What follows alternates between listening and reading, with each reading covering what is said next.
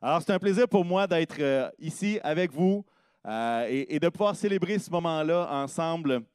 Euh, Depuis le début de l'été, on a une série qui s'appelle Une question pour toi. Et l'idée, c'est d'être capable de poser une question et sans nécessairement tout répondre à tout, mais d'apporter des pistes pour qu'on puisse réfléchir. Et ce matin, la question, c'est comment être prêt au retour de Jésus? Là, vous dites, oh, OK, on s'en va là-dedans. Oui, en fait, c'est un sujet de grande actualité avec ce qui se passe autour de nous. Et il y a cet appel dans la parole à être prêt, mais franchement, qu'est-ce que ça veut dire être prêt? Euh, L'idée de soyez prêts, pour moi, dans ma tête, j'ai 38 ans, ceux de ma génération vont avoir cette même image-là. J'ai l'impression de voir Scar dans Le Roi Lion avec sa bande de hyènes maléfiques qui va dire, puis là, il chante soyez prêts. Puis là, c'est comme l'idée qu'on est prêt à la guerre, à aller combattre Mufasa pour le trône du Roi Lion. Ceux qui n'ont pas écouté Le Roi Lion, soyez bénis, il n'y a pas de problème avec ça. Mais l'idée d'être prêt au retour de Jésus, qu'est-ce que ça veut dire être prêt? Ça veut dire quoi? Et puis, là, on est en pleine période des Olympiques. Quelques-uns écoutent ça. Certains ici qui ont bu plus de 3 cafés, je suspecte que vous avez peut-être écouté ça cette nuit même. Mais à quelque part, il y a cette même image-là dans les Olympiques. Hein? À vos marques, prêts, partez. Hein? Et là, tu ne veux pas manquer le signal. Et c'est un peu la même chose. Hein? L'idée avec le retour de Jésus, c'est de dire, je ne veux pas manquer le signal. Je ne veux pas manquer le coup, là, l'espèce de coup de fusil qui donne le départ de la course. Je ne veux pas manquer le départ, la trompette même, si on parle à quelque part dans un jargon biblique. Mais à quelque part, je pense que d'être prêt au retour de Jésus ne fait pas nécessairement, c'est pas un lien avec les Olympiques. Parce que, en fait, c'est pas, comment je dirais ça, c'est Jésus qui revient. C'est pas nous, parce qu'ils courent vite, qu'on va accélérer le retour de Jésus. C'est lui qui décide. Mais non seulement ça, c'est que notre but, et là, je ne sais pas si la caméra va me suivre un peu, le but d'être prêt au retour de Jésus, ce n'est pas d'être en position pour être prêt au signal. Parce que c'est comme si on est inactif, on attend de courir. Mais d'être prêt au retour de Jésus, c'est beaucoup plus d'être, est-ce que je suis en course? Est-ce que je suis dans la course? Est-ce que je suis dans le stade?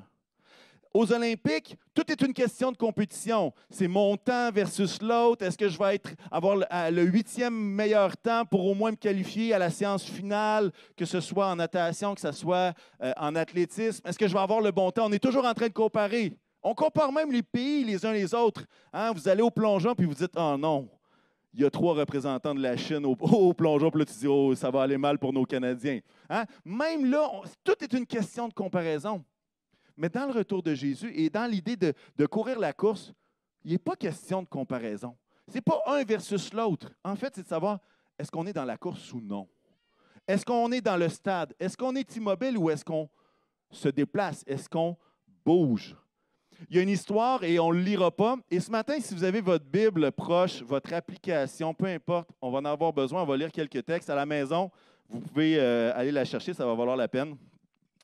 Mais l'histoire du bon larron, c'est l'histoire de celui qui s'est fait crucifier à côté de Jésus. Et puis, à quelque part, cet homme-là, à travers une discussion avec Jésus, se ramasse où est-ce que Jésus va lui dire « Tu vas être avec moi aujourd'hui au paradis ». Mais cette personne-là est entrée dans la course dans les dernières heures de sa vie. On ne sait pas c'est combien de minutes, on ne sait pas si c'est 1 heure, 2 heures, un peu plus, un peu moins. Tout ça importe peu. Mais ce qui se passe, c'est que ce n'est pas l'idée de combien de tours tu as fait du stade, mais c'est une question de est-ce que tu es dans la course ou non. Et puis, ce bon larron-là, comme on l'appelle, il a fait partie de la course pendant 1 heure, 2 heures, 1 heure et demie, ou peu importe. Et finalement, il était dans la course. L'appel à être prêt au retour de Jésus se fonde à travers le Nouveau Testament. Même, il y a une anticipation de ça également dans l'Ancien, mais on va se concentrer sur le Nouveau. Et honnêtement, je choisis volontairement ce matin de ne pas utiliser le livre de l'Apocalypse pour qu'on puisse parler du retour de Jésus. Puis on va voir qu'il y a plusieurs autres passages qui en parlent, pas que l'Apocalypse n'en parle pas, mais on va se concentrer sur les paroles de Jésus et puis certains autres livres de ses disciples et des épîtres qui ont été écrits dans le Nouveau Testament. Et puis, en fait, pourquoi est-ce que je trouve que c'est une question d'actualité? En fait, c'est une question d'actualité depuis le jour où est-ce que Jésus est ressuscité. Comment être prêt au retour de Jésus? Ce n'est pas quelque chose de nouveau, ce n'est pas quelque chose c'est pas une nouvelle mode. En fait, c'est quelque chose qui est là depuis. Cette question est pertinente-là et les disciples l'ont même posée alors que Jésus venait tout juste de ressusciter. C'est une question qui demeure. Mais avec ce qui se passe autour de nous, avec le climat socio, politico, médico, coquelicot, tout le kit, là, avec tout ça là, qui est incertain autour de nous, c'est comme une question qui revient naturellement. Dans le sens qu'on, OK, qu'est-ce que ça veut dire, ça? Ah, OK, si Jésus revient, qu'est-ce qui se passe avec moi? Qu'est-ce qui se passe avec moi? Et évidemment, j'essaie personnellement d'être très prudent avec les lanceurs d'alerte qui ont des dates, qui ont des moments, qui ont tout le kit, à quel moment ça va arriver. Vous allez comprendre pourquoi à travers les textes qu'on va lire. Et bref, comment être prêt au retour de Jésus? Et peut-être qu'il y a certaines personnes en ligne ou ici qui sont nouveaux avec nous et qui disent, OK, c'est quoi le lien de cette question-là? Je fais une petite mise en contexte. En fait, le chrétien, et on va le voir dans la lettre aux Corinthiens, un chrétien, c'est une personne qui croit. L'idée, on croit, on a décidé de placer notre confiance en Jésus. Hein? Et puis, on croit non seulement que Jésus est existant quelque part dans le cosmos, mais on croit qu'il est le chemin, la vérité et la vie. Hein? Base, comme les chrétiens, on croit. On croit en Jésus. Mais non seulement ça, croire en Jésus, et l'équipe de louange de chanter, on aime aussi. Hein? On aime Dieu et on aime notre prochain. On aime les gens dans la foi. On aime avoir un amour les uns pour les autres. On aime.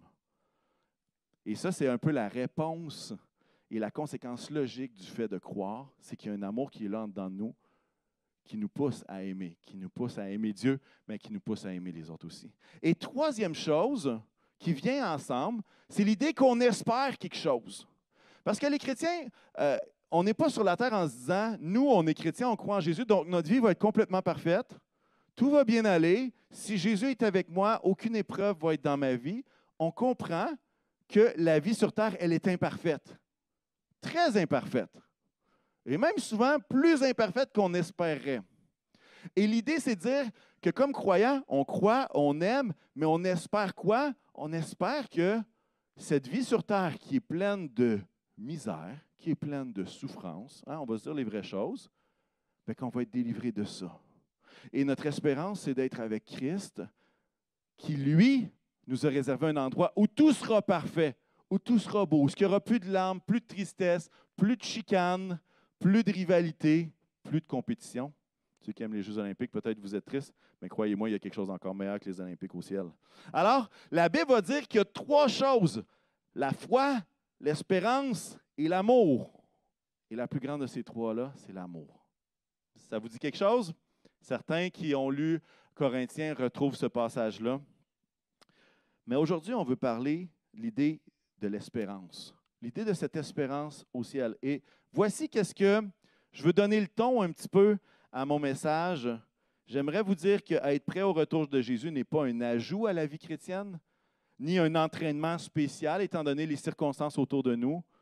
Mais être prêt au retour de Jésus, c'est la vie chrétienne normale. C'est ce à quoi on aspire à partir du premier jour de la nouvelle naissance jusqu'à notre mort. Ce n'est pas quelque chose qui est un ajout. C'est quelque chose qui fait partie de cette vie chrétienne normale-là, et on va le voir à travers les textes. On ne devient pas prêt, on demeure prêt. Que vous comprenez ce que ça veut dire? L'idée, ce n'est pas de dire on se réveille un matin, OK, il manque 4 éléments sur ma to-do list pour être prêt au retour de Jésus. Non, c'est l'idée qu'on demeure prêt.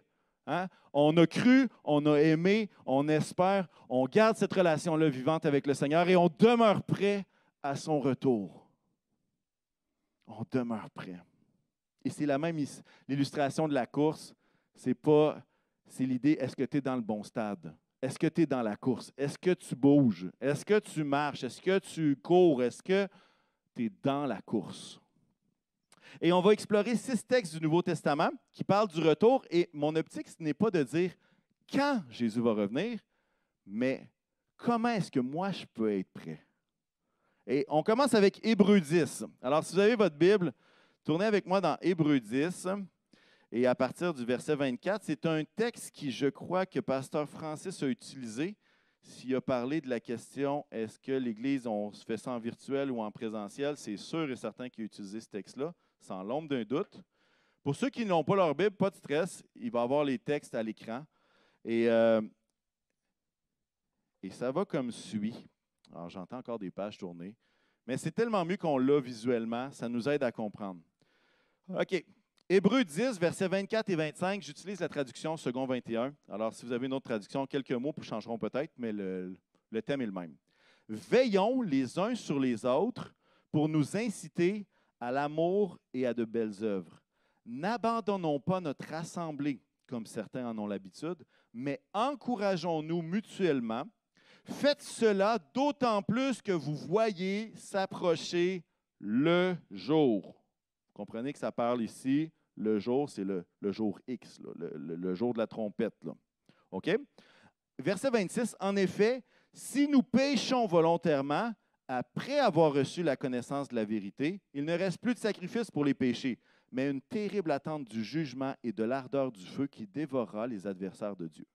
Alors, si vous dites, ouais, mais le jour, ça pouvait être un autre jour, le dernier verset vous indique qu'on parle de la même affaire. OK? Et là, c'est intéressant parce qu'il va dire, hey, vous devez veiller. Vous devez ne pas abandonner les gens. Hein? Votre assemblée, ce n'est pas juste une bâtisse, c'est les gens qui font partie de cette assemblée-là. Vous devez vous encourager les uns les autres. Et faites cela d'autant plus que le jour approche. Et là, ça nous parle du comment est-ce que je peux être prêt. Et c'est spécial parce que c'est comme si le texte nous dit que s'investir dans les autres, encourager les autres, veiller les uns sur les autres, tout ça nous garde prêts au jour de sa venue. Encore la même idée d'être dans la course et ne pas juste être un piquet ou un cône dans la course, mais de continuer de courir la course. Et même dans le texte, on a l'impression que d'encourager les autres, de veiller sur les autres, va nous permettre de ne pas tomber dans ce que le texte va appeler un péché volontaire, de vivre dans le péché volontaire. C'est comme si le fait d'investir dans les autres nous protège même, nous, de ne pas sombrer dans l'idée du péché volontaire, et je vais en parler dans quelques instants. Mais non seulement ça, c'est que le fait de veiller, d'encourager, de fortifier les autres va leur permettre aussi de rester prêts et de ne pas tomber dans des choses où est-ce qu'on ne veut pas tomber. Qu'est-ce que ça veut dire pécher volontairement? Je veux dire, je vais prendre un exemple classique. Vous êtes couché tard, puis là, vous avez envie d'aller aux toilettes à 3 heures du matin. OK? Vous vous levez, un peu zombie, et là, votre petit orteil fracasse de façon de plein fouet le coin de la commode. Et là, jaillit de l'intérieur, non pas un Alléluia, mais un autre terme biblique utilisé dans un autre sens. Vous comprenez ce que j'essaie de dire? Je ne souhaite pas à la personne qui vient de dire Amen dans la salle d'expérimenter cette chose-là dans la prochaine semaine. On va prier pour toi. mais là, quelque part, c'est comme une réaction naturelle à quelque chose qui se passe. Puis là, il arrive quelque chose, là, tu es comme ah, qu'est-ce que j'ai dit là? Est-ce que c'est ce qu'il fallait faire? Des fois, j'essaie de trouver d'autres termes. Et citronnade, hein? Mais quand ton petit orteil est en miettes, habituellement, c'est quelque chose d'autre que tu penses en premier. Mais en tout cas, ça, c'est une autre chose. Mais l'idée du péché volontaire, ce n'est pas de ça qu'on parle. L'idée, c'est de vivre délibérément une situation où est-ce qu'on le sait qu'on est à côté de la plaque. Où est-ce que, non pas juste c'est une réaction, mais c'est une décision. Une décision où je décide de me détourner de Dieu. Je décide que même si je vois ce qui est écrit, même si je vois ce qui est bien aux yeux de Dieu, même si Dieu me le dit, je décide de faire autre chose. Fait que des fois, on se dit, ah, mais là, je me rappelle d'avoir déjà parlé avec quelqu'un, il s'en va manger au restaurant, puis finalement, la serveuse à la fin du repas lui demande, hey, puis est-ce que c'était bon? Le gars dit, ben oui, c'était bon, merci beaucoup. Mais finalement, c'était dégueulasse ce qu'il avait mangé, c'était vraiment pas bon. Puis là, après ça, il se dit, ah, mais là, je viens de mentir. Qu'est-ce qui va se passer, là, tu sais? Qu'est-ce qui va se passer pour mon éternité si je ne demande pas pardon tout de suite? Est-ce que vous comprenez qu'on n'est pas là-dedans du tout, là?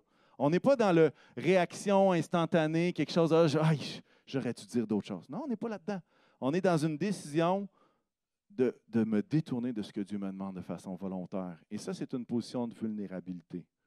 Et là, ça dit ici, si on veut être prêt à son retour, on doit éviter ce péché volontaire-là. Comment? Et c'est là la beauté de la chose, en s'aimant les uns les autres, en s'encourageant, en veillant les uns sur les autres, en n'abandonnant pas les gens autour de nous. Vous voyez qu'on parle beaucoup plus du comment présentement. Là, on va voir un autre texte, dans 1 Pierre 4, 7. Alors, c'est une petite affaire plus loin, quelques livres plus loin. 1 Pierre, chapitre 4 et versets 7 à 11. Et là, vous allez voir, ce n'est pas juste subtil le jour. On l'a sur l'écran à la maison, j'espère que vous suivez. Ça va dire « La fin de toute chose est proche ». Bon, c'est assez clair ça? La fin de toute chose est proche. Voici qu'est-ce que Pierre va dire. « Soyez donc sages et sobres afin de vous livrer à la prière. Avant tout, ayez un amour ardent les uns pour les autres, car l'amour couvrira une foule de péchés. Exercez l'hospitalité les uns envers les autres sans murmurer, comme de bons intendants des diverses grâces de Dieu. Mettez chacun au service des autres le don que vous avez reçu. Si quelqu'un parle, qu'il annonce les paroles révélées de Dieu. Si quelqu'un accomplit un service, qu'il le fasse avec la force que Dieu communique, afin qu'en tout, Dieu reçoive la gloire qui lui est due à travers Jésus-Christ. C'est à lui qu'appartiennent la gloire et la puissance au siècle des siècles. Amen. Amen. Encore une fois, la fin de toute chose est proche. Alors, qu'est-ce qui est la conséquence? Comment est-ce qu'on peut être prêt? En étant sage et sobre. Sage et sobre. Qu'est-ce que ça veut dire, ça? Sage, sagesse, ça va. Hein? On comprend qu'est-ce que ça veut dire. On a tous besoin d'une petite dose de sagesse de plus. Plusieurs doses. Mais on comprend qu'est-ce que ça veut dire. Mais l'idée d'être sobre, on dit, OK, est-ce qu'il parle d'alcool ici? Bien, la réponse, c'est non. Il ne parle pas d'alcool. Le texte, lorsqu'on fouille un petit peu, ça va parler plus d'être vigilant.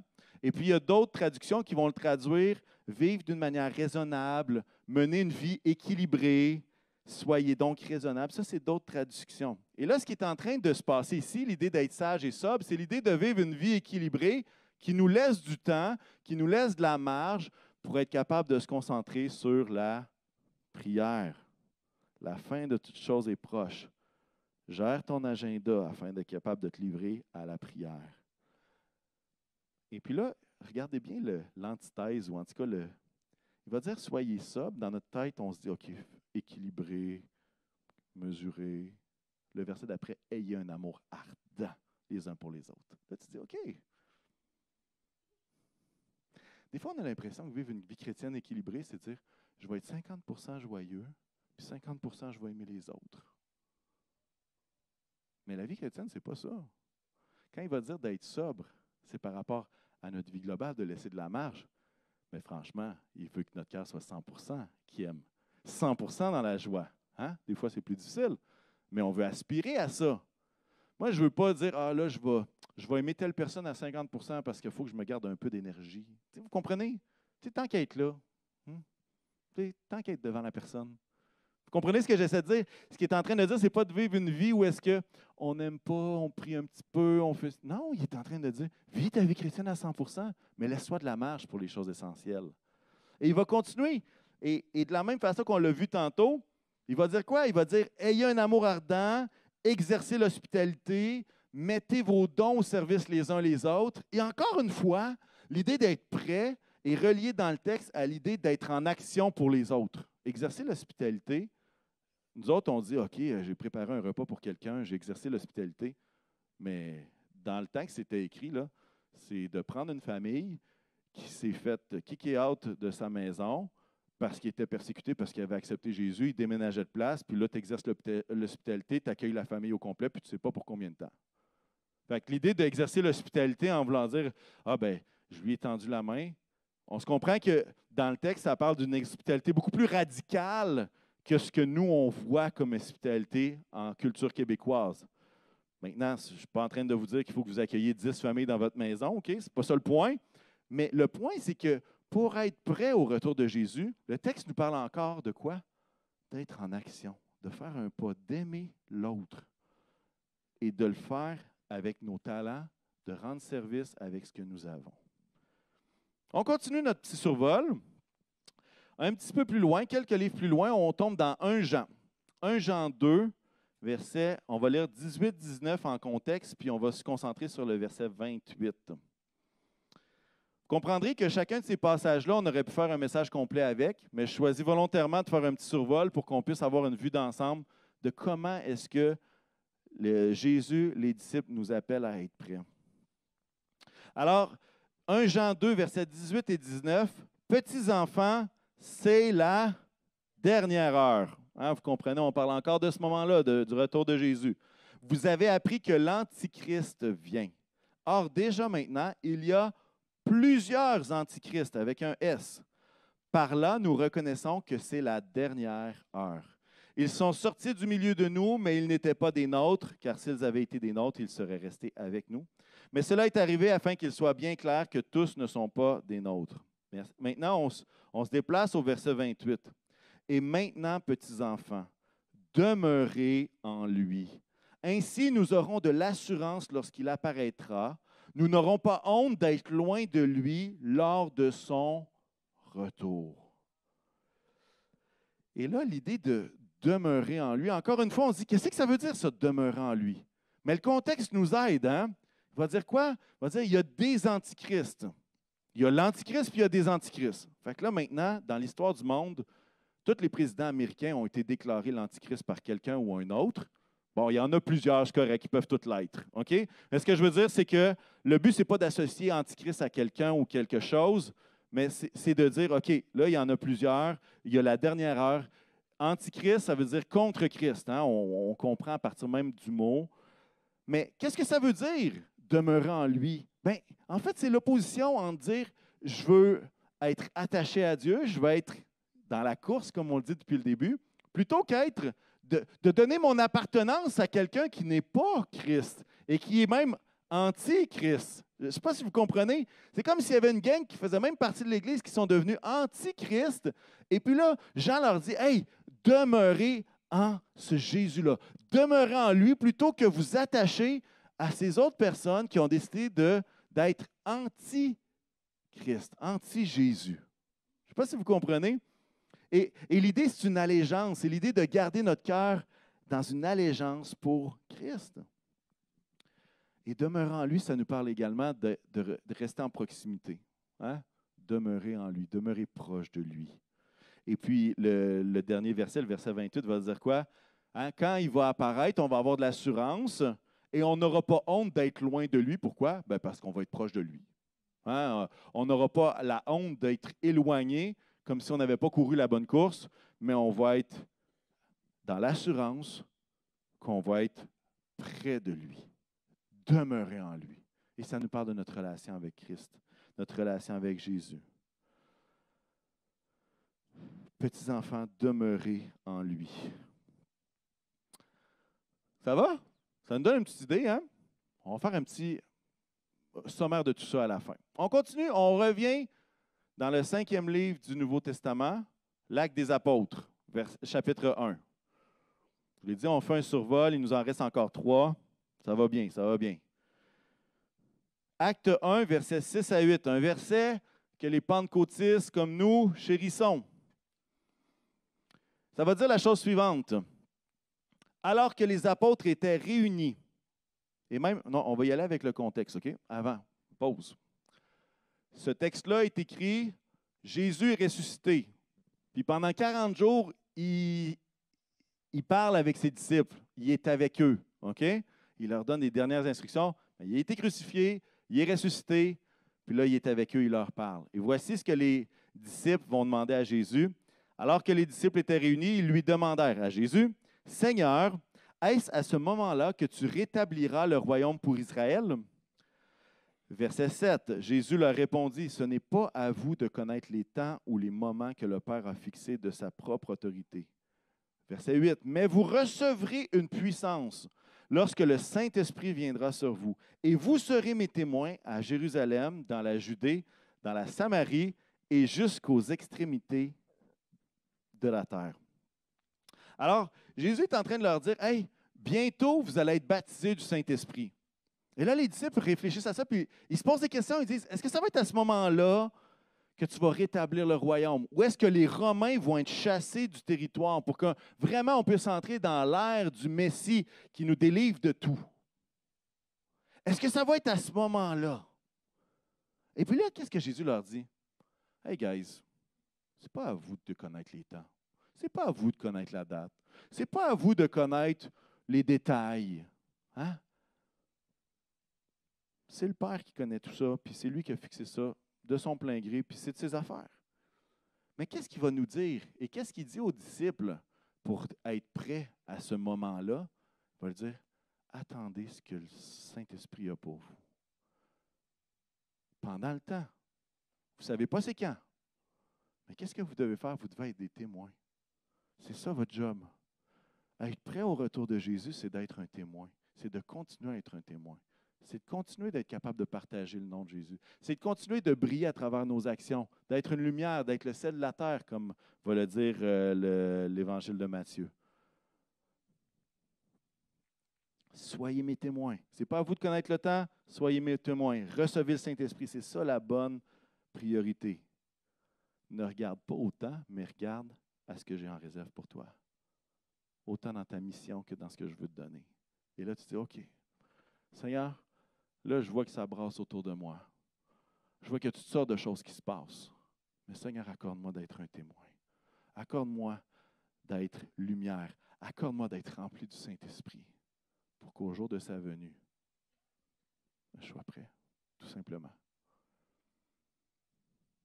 Acte 1:6.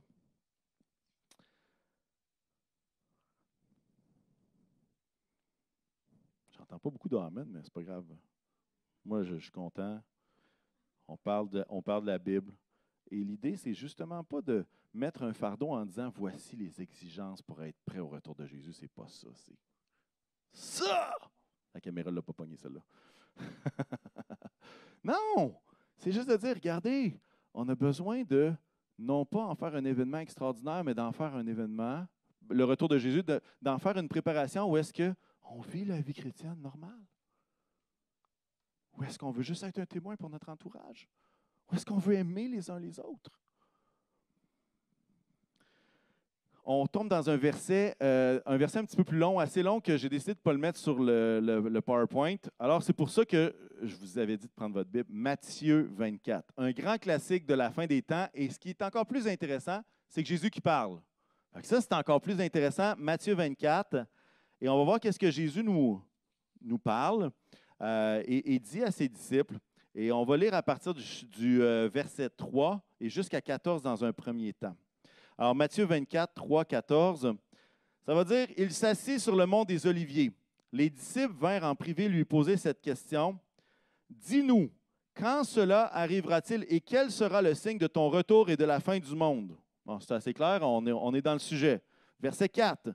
Jésus lui répondit « Faites bien attention que personne ne vous égare. Enfin, en effet, beaucoup viendront sous mon nom et diront « C'est moi qui suis le Messie. » Ils tromperont beaucoup de gens. Vous entendrez parler de guerre et de menaces de guerre. Ne vous laissez pas effrayer. On se rappelle de ça. On continue. Car il faut que toutes ces choses arrivent. Cependant, ce ne sera pas encore la fin. Verset 7, Matthieu 24, 7.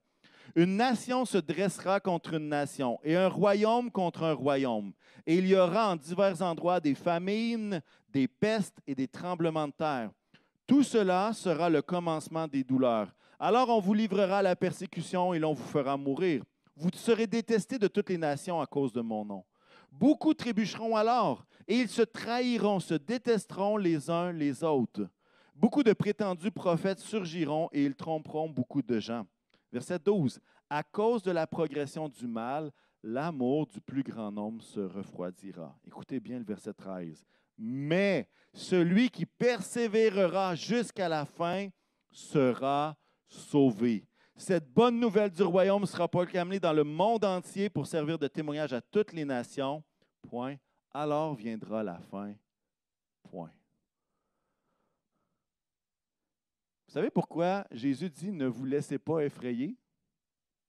Parce qu'il y a des choses effrayantes là-dedans. Quand même, hein? Tu sais, tu ne dis pas à quelqu'un qui est sur la plage, bien installé en vacances, « N'aie pas peur. » Inquiète-toi pas, je suis bien relax, moi. Non. Jésus va dire, ne soyez pas effrayés, parce qu'il y a des choses effrayantes là-dedans.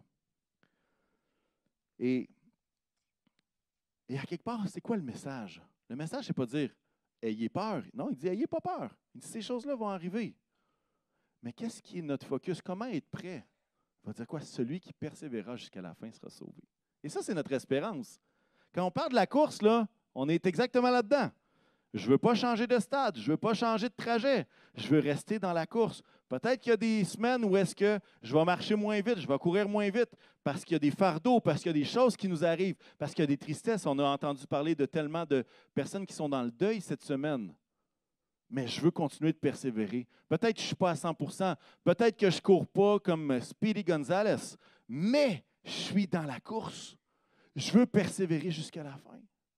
Maintenant, quand on lit tout ça, les famines, les pestes, les tremblements de terre, un royaume qui se dresse contre un autre royaume, des guerres, des menaces de guerre, du monde qui trompe les autres, le mal qui est en progression, l'amour qui refroidit, là, vous dites, OK, on est en plein dedans. Mais savez-vous qu'à l'époque où ça a été écrit, il était en plein dedans aussi. Je veux dire, ce n'est pas nouveau les famines, puis ce n'est pas nouveau les tremblements de terre. Puis là, je ne vous dirai pas si j'en fais une lecture prétériste ou futuriste. Ce que ça veut dire prétériste, c'est qu'il y a des gens qui font la lecture de ce passage-là en disant tout ça, c'est déjà passé avant, donc le but, ce n'est pas d'annoncer le futur, mais c'est de parler du présent dans lequel Jésus était, ou du présent proche, dans le sens où est-ce que les premiers disciples l'ont expérimenté pas longtemps après. Et il y en a d'autres qui en font une version futuriste, une lecture futuriste, où est-ce que voici, c'est ce qui va se passer juste avant la fin des temps. Puis à quelque part, je ne suis pas en train de dire que je préfère un ou l'autre. C'est à vous de le déterminer. Mais ce qui se passe, ce que je veux justement, c'est éviter d'entrer dans le quand est-ce que ça va arriver, mais plutôt dans de comment être prêt. Puis le comment être prêt, c'est de dire, peu importe si j'en fais une lecture passée ou présente ou future, ma job, c'est de persévérer jusqu'à la fin.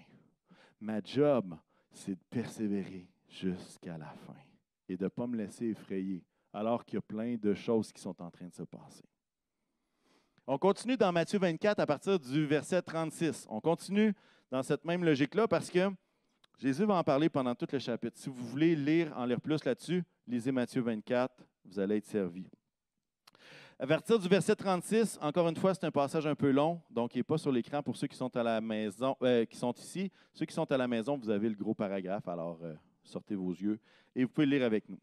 Quant au jour et à l'heure, personne ne les connaît, pas même les anges du ciel, ni même le Fils. C'est Jésus qui parle et il dit même moi, je ne le sais pas. Mon Père seul les connaît. Ce qui est arrivé à l'époque de Noé arrivera de même au retour du Fils de l'homme. En effet, dans les jours précédents, le déluge, là, on est dans le temps de Noé, on recule. Hein? Les hommes mangeaient et buvaient, se mariaient et mariaient leurs enfants jusqu'au jour où Noé est entré dans l'arche. Ils ne se sont doutés de rien jusqu'à ce que le déluge vienne et les emporte tous. Il en ira de même au retour du Fils de l'homme. Alors 2 hommes seront dans un champ, l'un sera pris et l'autre laissé. 2 femmes moudront à la meule, l'une sera prise et l'autre laissée. Alors Jésus va dire quoi? Restez donc vigilants, puisque vous ignorez à quel moment votre Seigneur viendra. Vous le savez bien, et là il y a une petite image que Jésus utilise. Si le maître de la maison savait à quelle heure de la nuit le voleur doit venir, il resterait éveillé et ne laisserait pas percer les murs de sa maison. C'est pourquoi vous aussi, tenez-vous prêts, car le Fils de l'homme viendra à l'heure où vous n'y penserez pas. Quel est donc le serviteur fidèle et prudent que son maître a établi responsable des gens de sa maison pour leur donner la nourriture en temps voulu? Heureux le serviteur que son maître, à son arrivée, trouvera occupé à son travail. Je vous le dis en vérité, il l'établira responsable de tous ses biens. Mais si c'est un mauvais serviteur qui se dit en lui-même, « Mon maître tarde à venir », s'il se met à battre ses compagnons, s'il mange et boit avec les ivrognes, le maître de la maison viendra le jour où il ne s'y attend pas, et alors qu'il ne connaît pas, il le punira sévèrement et lui fera partager le sort des hypocrites. C'est là qu'il y aura des pleurs et des grincements dedans. Tu sais, quand je vous dis, là, quelqu'un qui me dit, voici c'est quand que ça va arriver, là, ça fait déjà 3 textes qu'on dit, vous ne le savez pas, vous ne le saurez pas, même Jésus ne le sait pas. Fait qu'à quelque part, on ne le sait pas. Puis c'est pour ça qu'à quelque part, la question principale est beaucoup plus de comment est-ce que je peux être prêt que quand est-ce que ça va arriver. et s'il y a un agenda ou s'il y a quelque chose de plus précis. Qu'est-ce qu'il va donner comme recommandation, Jésus? Hein? Il avait dit au début du chapitre 24, « Ne vous laissez pas effrayer, celui qui persévérera sera sauvé. » Là, il va dire quoi? Il va dire, « Restez vigilants, tenez-vous prêts. » Et puis, il va faire une analogie quand même intéressante. Il va dire, c'est comme le serviteur. Là, on est dans une époque où est-ce qu'on n'a pas de serviteurs qui font notre bouffe. Non, il faut la faire nous-mêmes. Puis ça goûte l'effort qu'on a mis dedans. Hein? Des fois, c'est bon, puis des fois, c'est pas bon. En tout cas. Mais il va dire, à cette époque-là, le maître de la maison ne s'occupait pas du repas. Et il pouvait partir, et puis c'était pas reviens à 5h15, puis donne-moi ta position GPS si tu es supposé arriver un petit peu plus tard que 5h15. Vous comprenez? On n'est pas là-dedans du tout.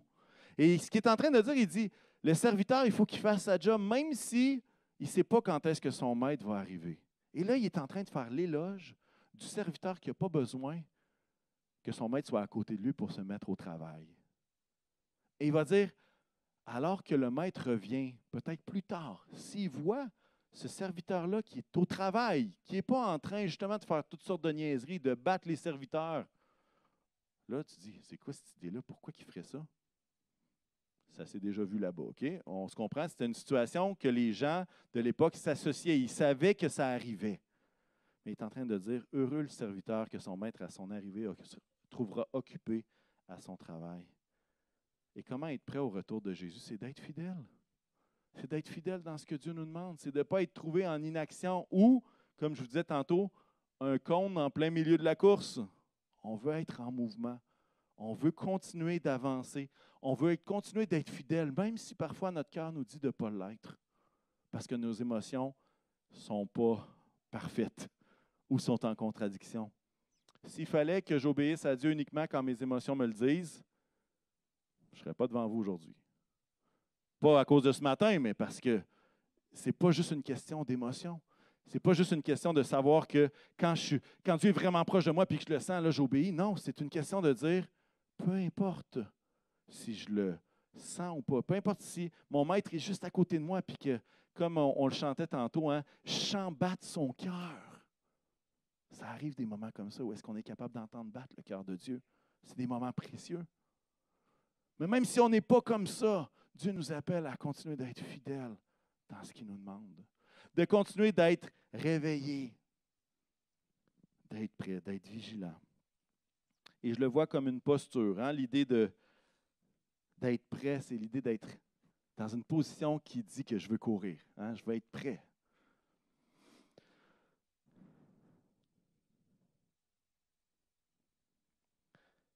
Si vous voulez, je vous donne un petit extra pour ceux qui veulent faire un peu d'heures supplémentaires sur ce message-là.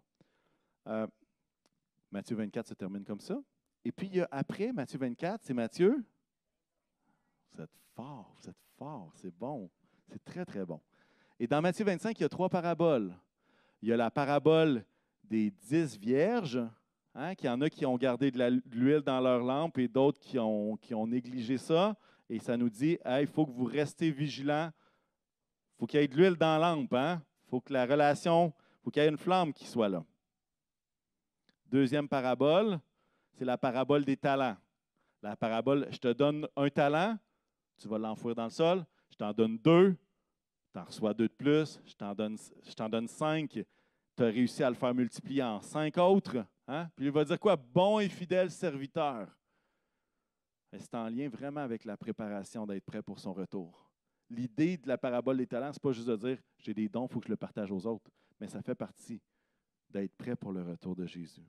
Et finalement, la 3e parabole de Matthieu 25, c'est la parabole des brebis et des boucs. C'est une image de la fin des temps où est-ce que d'un côté, il va y avoir des brebis, puis de l'autre côté, des boucs. Là, vous dites, moi, je préfère être un bouc. Moi, je trouve ça plus beau une brebis. Attendez de voir la suite, OK? Prononcez-vous pas tout de suite. Et puis là, ce qu'il va dire, il va dire, hey, d'un côté, quand j'étais assoiffé, vous m'avez donné à boire. Quand j'avais faim, vous m'avez donné à manger. Quand j'étais en prison, vous m'avez visité. Quand j'étais nu, vous m'avez donné des vêtements. Et puis le dernier, c'est quand j'étais étranger, vous m'avez accueilli. L'idée de l'hospitalité. Il va se dire, mais là, les boucs qui sont là au ciel, ils disent, mais là, on ne t'a pas vu. Comment qu'on aurait pu te donner à boire? On ne t'a pas vu avoir soif. Il va dire, non. Quand vous l'avez fait pour le plus petit d'entre vous, c'est comme si c'était à moi que vous l'aviez faite. Et encore une fois, ça parle de la fin des temps. Et qu'est-ce que ça nous dit encore? L'idée d'investir dans les autres nous garde prêts au retour de Jésus. Et je vous ai fait un wrap-up en 1 minute de 3 paraboles. Là, franchement, là, juste le lire, ça va vous prendre plus de temps que ça. Mais mon but, ce n'est pas de tout expliquer ça, c'est juste de vous dire, si vous voulez aller plus loin, fouillez dans Matthieu 25, il y a des belles choses, des belles trouvailles qui sont en lien avec ce qu'on a vu depuis le début. Et qu'est-ce qu'on a vu depuis le début? Pour être prêt au retour de Jésus, j'ai mis ça en 3 catégories. On les a expliquées, on les a vues. 3 catégories. L'amour de mon prochain dans la foi. Hein? Ça va dire veiller les uns sur les autres, abandonne pas les gens de ton assemblée, encourage-les, aie un amour ardent, exerce l'hospitalité, mets tes dons au service des autres, puis sois un témoin pour ton prochain. Toutes ces choses-là sont dans le contexte d'être prêt. Amour pour notre prochain dans la foi. Deuxièmement, relation avec Jésus. Prier, demeurer en lui, se garder du péché volontaire, recevoir le Saint-Esprit. L'idée de conserver cette relation-là avec notre Sauveur et Seigneur Jésus-Christ. Et la 3e catégorie, c'est notre attitude personnelle. Comment qu'on réfléchit? C'est quoi notre attitude? Hein, les textes qu'on a lus vont parler d'être sage, d'être sobre, d'être persévérant, de ne pas se laisser effrayer, d'être vigilant, d'être fidèle, d'être en action au travail. Ça paraît simple, mais ce que j'aimerais vous dire ce matin, c'est que ces 3 catégories-là sont un peu interreliées. Imaginez que, je ne sais pas, votre relation avec Jésus bat de l'aile un peu. Bien, est-ce que ça va affecter les 2 autres catégories? Bien, peut-être que ça va te tenter moins d'aimer ton prochain puis de faire un sacrifice pour aimer ton prochain. Et probablement que ça va affecter même ta mentalité, ton attitude. Et même chose, si ton attitude est vraiment dans la défaite, dans la victimisation, bien, ça va être difficile d'aimer ton prochain aussi. Je ne sais pas si vous comprenez, ce n'est pas une question de dire hey, il faut que tout soit parfait, mais juste de dire ce matin, alors que je vais inviter l'équipe de louanges que j'ai oublié d'inviter avant, mais que je vous invite à venir maintenant. Ces 3 choses-là sont interreliées et ont une influence les unes sur les autres. Alors ce matin, ce n'est pas de dire hey, maintenant, il faut que je sois un chrétien parfait pour être dans la course. Ce n'est pas ça du tout. C'est pas ça du tout. Mais c'est de dire est-ce que je suis encore en route? Est-ce que je suis dans le bon stade? Est-ce que je cours la bonne course? Est-ce qu'il y a quelque chose là-dedans que j'ai négligé qui fait en sorte que ça l'a affecté mon attitude, que ça l'a affecté ma relation avec Christ? Vous savez, moi, je pense que la pandémie a affecté notre capacité à aimer notre prochain dans la foi. Parce qu'on ne se voyait pas, parce que c'était compliqué, parce qu'il fallait se tenir à 2 mètres, puis encore, si c'était pas, s'il avait pu dire 10 mètres, il nous aurait dit 10 mètres. C'était compliqué de faire ça. C'était compliqué aussi de garder notre relation avec Christ parce que nos habitudes qu'on avait, tout d'un coup, ont volé en éclats. Pas parce qu'on ne les avait pas, mais parce que les moments qu'on réservait, c'est comme si tout d'un coup, il était différent. C'est comme s'il n'était plus disponible ou disponible différemment. Les temps qu'on avait tous ensemble, finalement, se retrouvaient sur une vidéo, sur mon écran de cellulaire ou sur ma tablette ou sur ma télé. C'est pas pareil. À quelque part, tout ça nous a affectés. En tout cas, m'a affecté, et je devine que vous aussi un peu. Mais l'idée de ces 3 éléments-là, notre attitude, notre relation avec Christ, puis l'idée de la manifestation de notre amour pour le prochain, je trouve que c'est ce que le texte dit en tout cas. Quand on lit comment être prêt au retour de Jésus, moi, c'est ce que je vois. Peut-être que vous voyez autre chose, puis c'est correct. Mais en tout cas, à travers ma découverte et mes lectures, mon étude cette semaine, c'est ce que j'ai vu. Puis c'est ce que j'avais à cœur de vous partager. L'idée d'être prêt, et si cette image de la course peut rester, c'est d'être dans la course. Est-ce que je marche dans la course? Est-ce que je continue d'avancer? Est-ce que j'ai abandonné? Quand je vous disais tantôt, vous êtes étendu sur le sol, peut-être vous êtes épuisé, puis vous êtes pas dans la course, mais vous êtes un tapis dans le stade. Parce que vous êtes tellement fatigué. En fait, Christ veut vous relever. C'est lui qui nous donne la force de courir. C'est lui qui, à travers son amour pour nous, nous donne la confiance de persévérer. Sans son amour, on est perdu. C'est lui qui nous continue à nous aider à être prêts. J'ai dit que je ne parlerais pas de l'Apocalypse, mais j'ai menti. pas tant, mais je vais quand même vous dire 2 versets de l'Apocalypse qui se retrouvent dans le dernier chapitre. C'est la fin de l'Apocalypse. Apocalypse 22, verset 12 va dire « Voici, je viens bientôt, et j'apporte avec moi ma récompense pour traiter chacun conformément à son œuvre. » Au verset 20, ça va dire « Celui qui atteste ces choses dit « Oui, je viens bientôt. » Et là, c'est comme s'il y a une réponse du peuple. « Amen. Viens, Seigneur Jésus. Viens, Seigneur Jésus. » Et c'est ça notre espérance. Notre espérance, c'est de dire « Seigneur, viens. » C'est tough persévérer. C'est tough parfois. Seigneur, viens.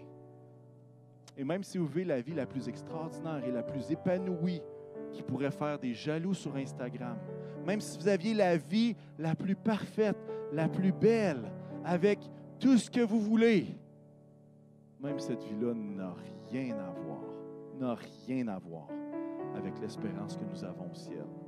Alors qu'on travaille dans cette vie pour essayer d'être plus heureux, rappelons-nous que même si tous nos objectifs de vie pouvaient être cochés, que tous nos rêves pourraient être réalisés, que tout ce que les gens autour de nous feraient ce qu'on aimerait qu'ils fassent, même là, il n'y a rien en comparaison avec le moment où est-ce que Jésus va revenir nous chercher. Et on veut continuer à courir la course. Est-ce qu'on peut se lever ensemble? À la maison aussi.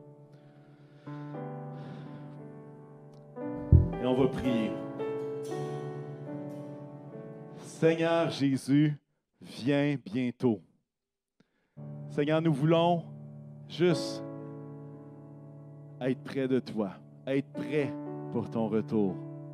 Accorde-nous, Seigneur, la sagesse. Accorde-nous, Seigneur, d'être capable de s'investir les uns avec les autres. Accorde-nous, Seigneur, de passer des moments avec toi. Accorde-nous, Seigneur, d'avoir une attitude de persévérance et non pas de défaite. Parce que, Seigneur, tu ne nous appelles pas à la défaite. Tu nous appelles à cette victoire complète où est-ce que lorsque tu reviendras, la mort sera anéantie. Et c'est notre victoire, Seigneur. Jésus, puisses-tu faire du bien à chacun. Et si, Seigneur, il y a des gens ici ou à la maison qui ont l'impression d'avoir changé de course ou qui ont l'impression d'avoir arrêté, Seigneur, je veux te prier qu'ils puissent se remettre à courir dans tes bras d'amour, qu'ils puissent se remettre à courir, à persévérer jusqu'à la fin. Et c'est notre désir. Alors, je veux te prier que tu donnes la force à chacun, chaque homme, chaque femme, chaque enfant dans ce lieu, afin que ce ne soit pas la peur qui guide nos actions, mais que ce soit notre foi, notre espérance et notre amour. Jésus, je te loue, Seigneur, de ce que tu nous prépares chacun à ta venue. Et si tu la retardes, ce sera jusqu'à notre mort que nous serons prêts. Mais si tu viens bientôt, si tu viens avant cela, Seigneur, garde-nous près de toi. Je te le demande dans le nom de Jésus. Amen. Amen. Est-ce qu'on peut louer le Seigneur ensemble?